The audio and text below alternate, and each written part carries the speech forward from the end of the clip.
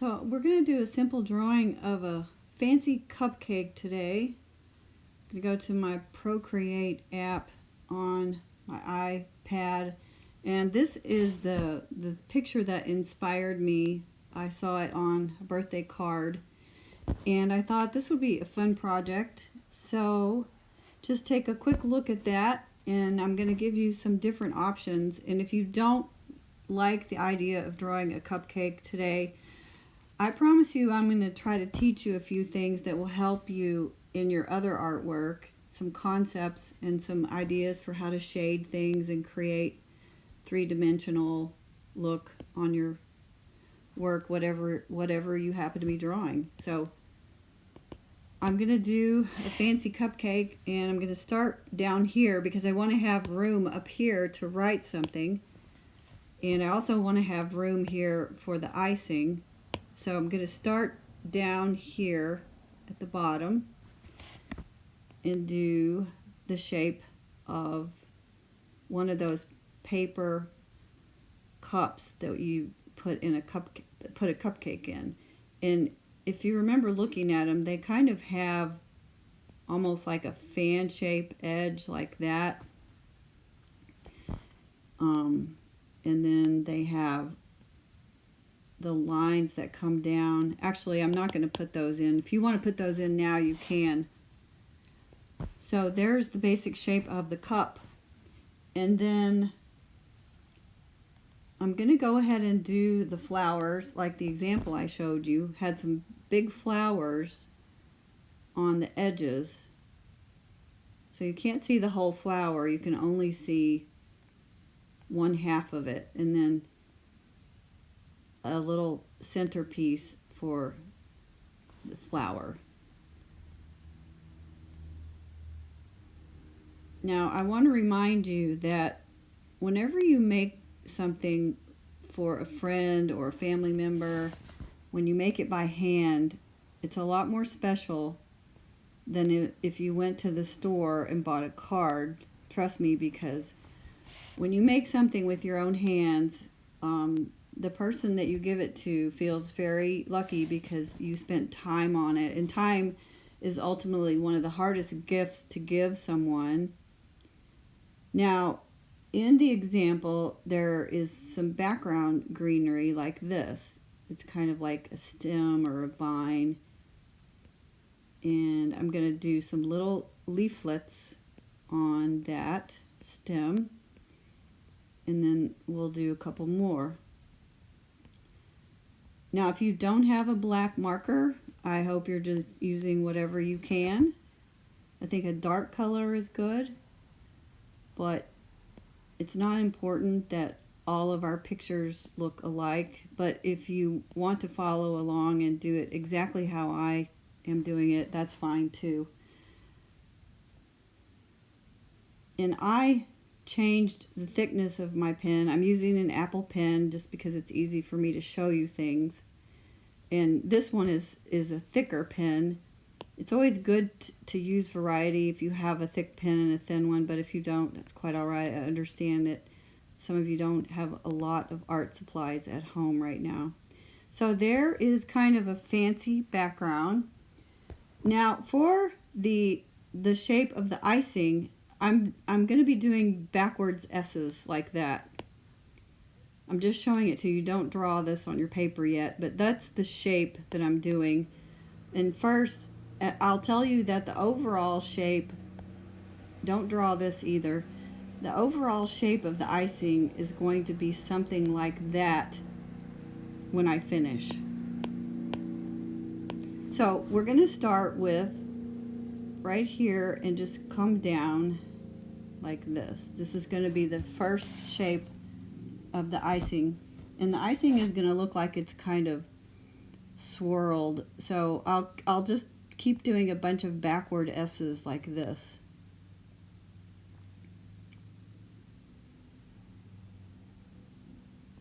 I'm going to make this one go all the way over here.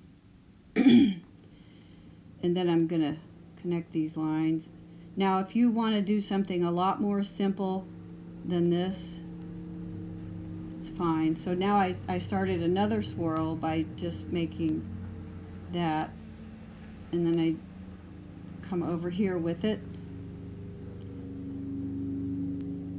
and then I'm going to make another backwards S, and I'm going to make one right next to it because it almost looks like, so I doubt that everybody's will look exactly like mine, and that's quite all right. And then another backwards S, and then another backwards S that start right at the tip of that one, and just do another one. So we're giving it, as you can see, kind of a swirl pattern. And then to finish it off, I'm going to do this, and then I'm going to make it stop a little short like that. So I hope that looks like icing. And then in the example, now you don't have to do this, but in the example there was a candle. If you want to make somebody a birthday card, you could put a candle, or you could put a cherry sitting right there, and I'll show you how to do a cherry. I'll draw the candle over here so you can see that example. So choose to do a cherry or a candle like this at the top, and then the candle would have a little flame. But I'll do a cherry. And let me see, what do I want to do next?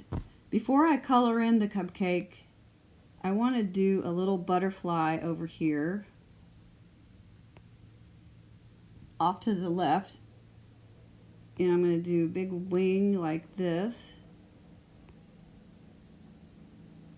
And then a smaller wing like this at the bottom. And then I'm going to do the antenna like that. And it's just kind of a fun shape. I'm going to go ahead and color the body in black, and later on I'm going to color the wings. And I like to do sort of like an action figure, and I like to put a little sort of flight pattern, and then I like to make lines around the wings like he's moving.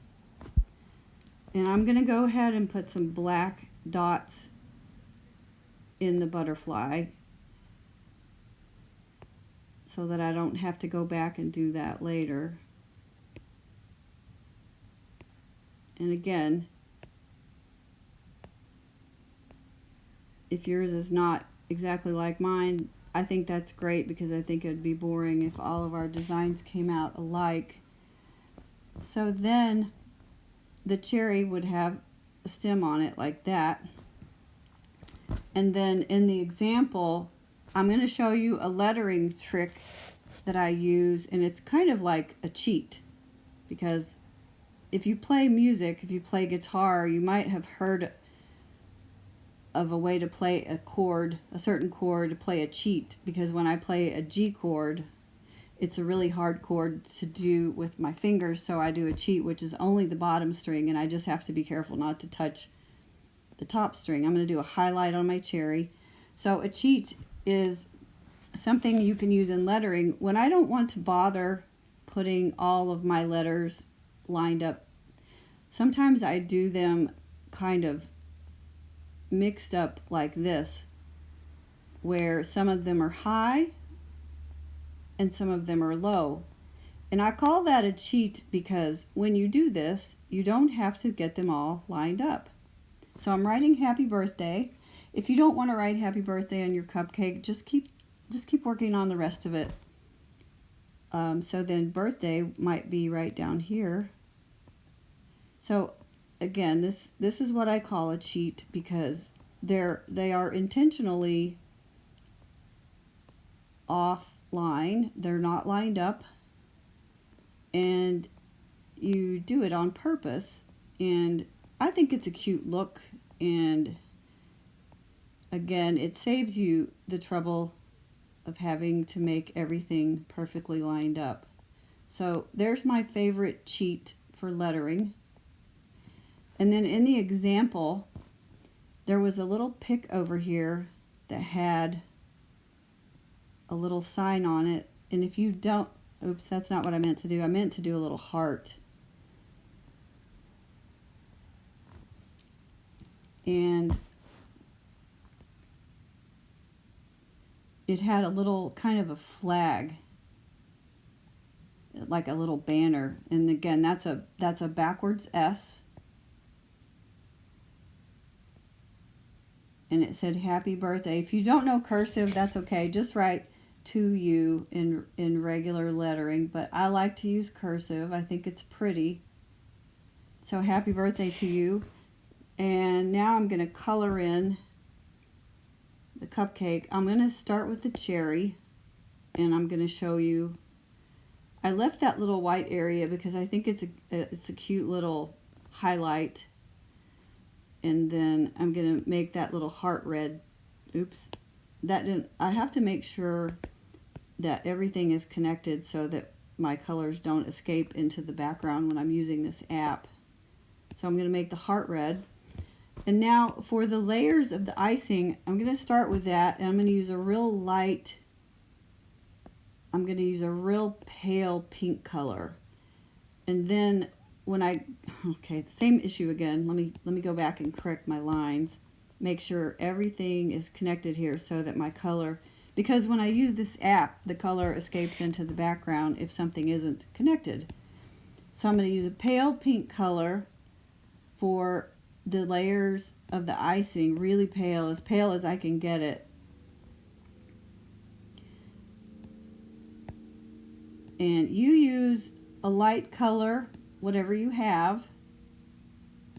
And I'm going to show you a little trick to make some shading and contours. I'm going to leave a couple of them white and then use almost like a more of a beige cream color in there. For some reason that one doesn't have a good border either. So I'm using I'm using light colors in here. And then I'm going to show you a little trick how to create some contour shading.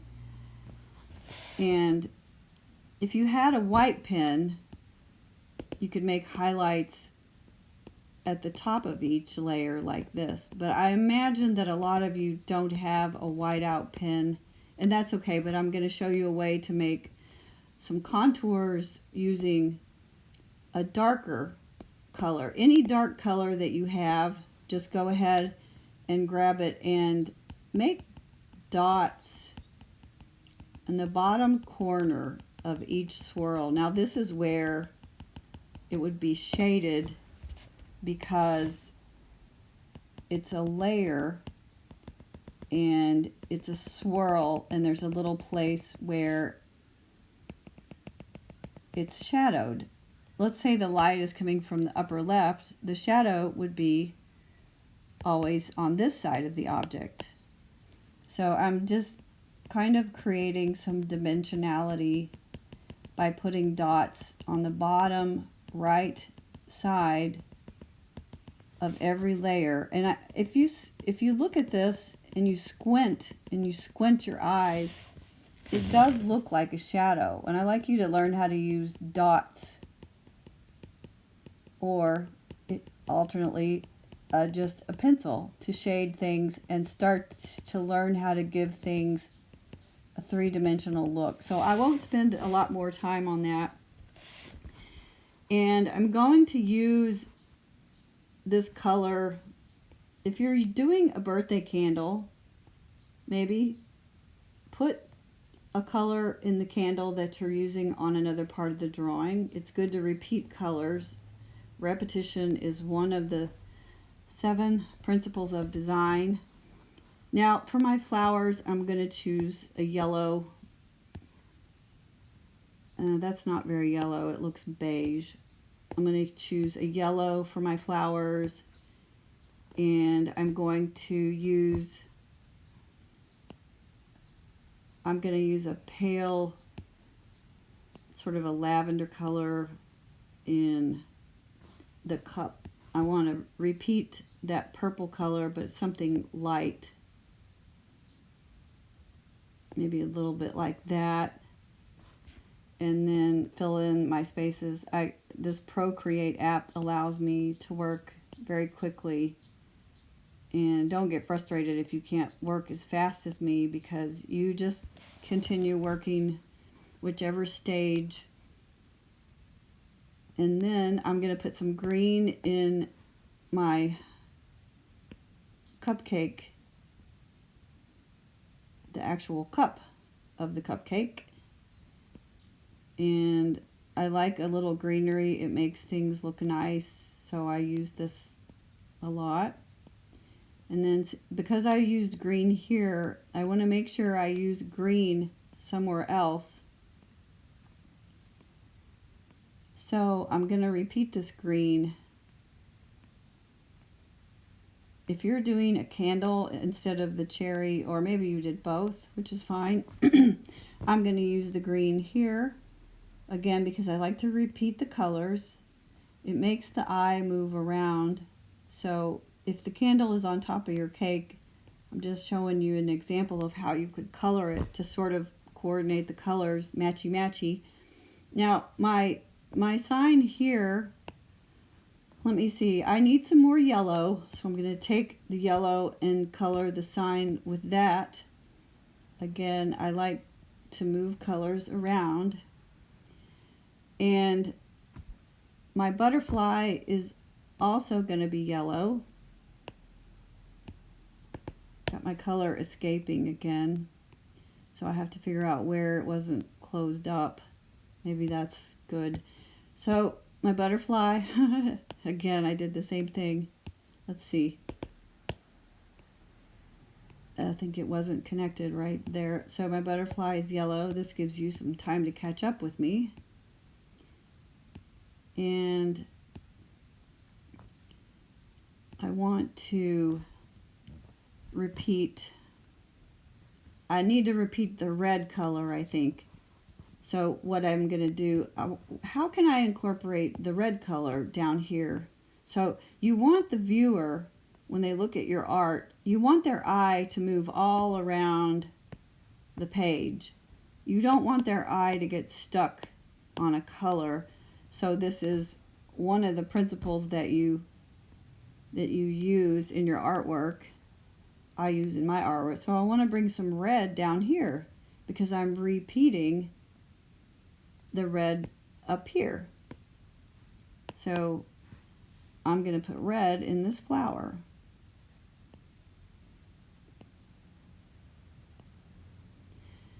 And then I think I want to put the green in the middle of my flowers just to bring that in again. And so there you have a fancy cupcake. And if you forgot to do my flame, if you did it a cherry on top, or if you did a candle, and I'm leaving a highlight, and if you did a candle on top, you could do something like that. So I showed you two examples of what you could put on top of your cupcake, and then I'm going to sign it. And I want to tell you again, if you make a picture like this for somebody and give it to them, it's a lot more special. It's a lot more special than something that you bought at the store, and people will really love it and keep it, and they will cherish something like this if they get a picture from you that you spent time on. So there's my fancy cupcake.